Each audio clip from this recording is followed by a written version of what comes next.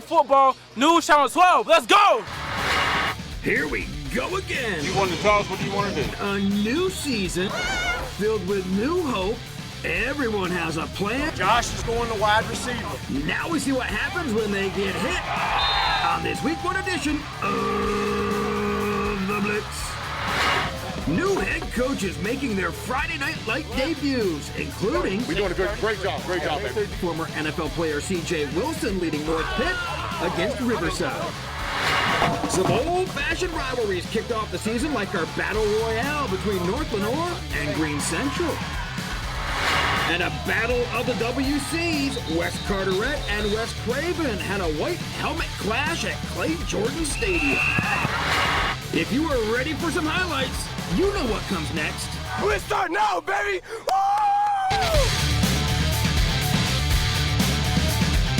Welcome to another award-winning edition of The Blitz, starting my 25th year of high school football coverage in Eastern North Carolina. But look, you don't care about that. I don't care about that. What we care about is this season, the new teams, the new highlights, and everything you need to get you ready, as everybody still has hopes and dreams of a state championship run at the very start of the season. So let's start with our Blitz Premier matchup as we take you to how the West was won. West Carteret, fresh off their first conference title since 1960, traveled a chip to take on West Craven. The Eagles sporting new white helmets, and boy, didn't work out for them early on. Josiah Jones, the interception. West Craven had the 3-0 lead at the half, but West Carteret would come out and score two quick touchdowns behind sophomore quarterback Jalen Hewitt.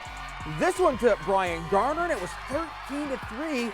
J.J. Smith from the Carteret News Times, starting like his 45th year of covering football in Eastern North Carolina. And then he would watch that West Carteret D come up with some turnovers.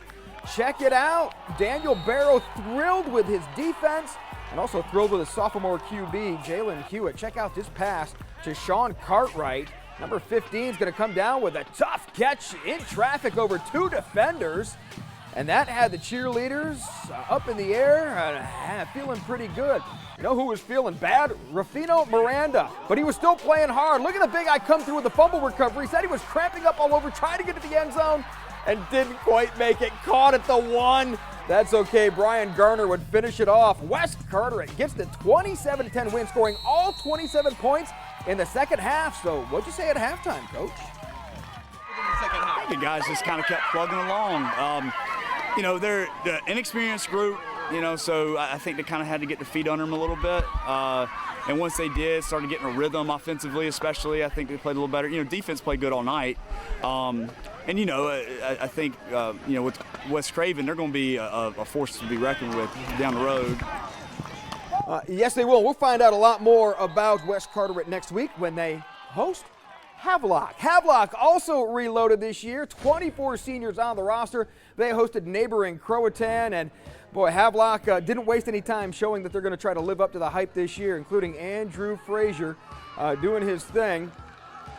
First of all, giving it to Mr. Vereen, the NC State commit, Javante Vereen, a rushing touchdown. Then out of the Wildcat, he gives it for the halfback option for the touchdown catch to Andrew Frazier, the quarterback. And then how about a little more conventional, the run right up the gut. They do have a running game as well that's pretty good, as LeBron Sharp is going to take it in, and Havelock, no problems with Croatan, 42-0. So good matchup with West Carteret next week. New Bern, your top-ranked team in the News Channel 12 High School Football Coaches Poll. The Bears reloaded and a good first test. They hosted New Hanover.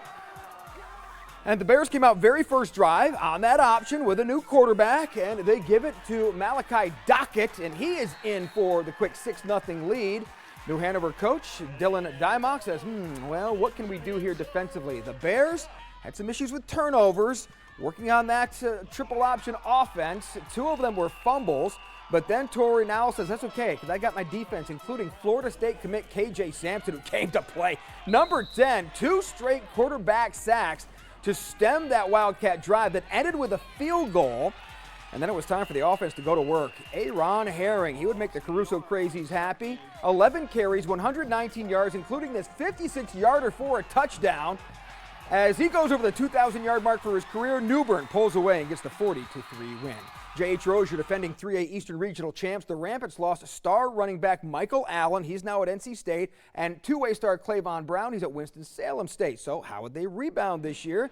The Rampants returned quarterback Will Taylor and a lot of other starters. They hosted a Hunt team. If you remember, upset Rose in the season opener a year ago. That was not going to happen today as the Rampants defense, how about that, pick and return deep into territory for Jameer Roach, the safety. He's going to be a good one now, according to Will Bland. And Rose has no problems getting redemption over Hunt. 50-7, the final. With that Rose defense looking pretty good. D.H. Conley looks solid on paper.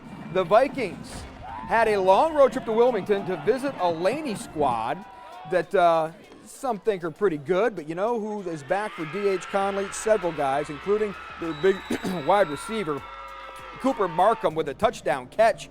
And then how about one more time? Breaking in a new quarterback in Jason Herring, the senior, finding Markham again. And D.H. Conley goes into Laney, and they get the win 17-10. Another Pitt County team, Grifton, hosted James Kenan. James Kenan taking it to the Chargers early on, putting up impressive offensive numbers as they have Xavier Boone now running out of the backfield for James Kenan, and no one's going to catch him there. He makes it in for the early score. It was more than 40 points that were put up in the first half by James Kenan. They get the win over Grifton, 69-21. Let's stay in Pitt County. Farmville Central continuing to try and rebuild under Ron Cook, hosted North Johnston. Both teams coming off 2-8 seasons. Farmville beat North Johnston last year, trying to do so again, but North Johnston too much. Tough running game tonight. They go into Jaguar territory and they pick up the win over Farmville Central, 38-6. Let's head down to East Carteret. They hosted a Swansboro team that a lot of people think could be a contender in their conference. But this one would be all East Carteret. Jacob Nelson back at quarterback and healthy here early on the season, showing that nice arm, the TD pass, and then the East Carteret defense would go to work. They would get a touchdown thanks to the Savion Johnson sack, and Branson Long jumps on it. How about East Carteret? Big home win to start the season, 34-7. Antonio Bryant had a long touchdown run in that game as well. Plenty more highlights to show you, but first we got to take you to our Millermont College fans in the stands. Let's go back out to Caruso Coach Stadium, where the Caruso Crazies already decked out in their Hawaiian gear, had lots to cheer about tonight. More highlights coming up next on the Blitz.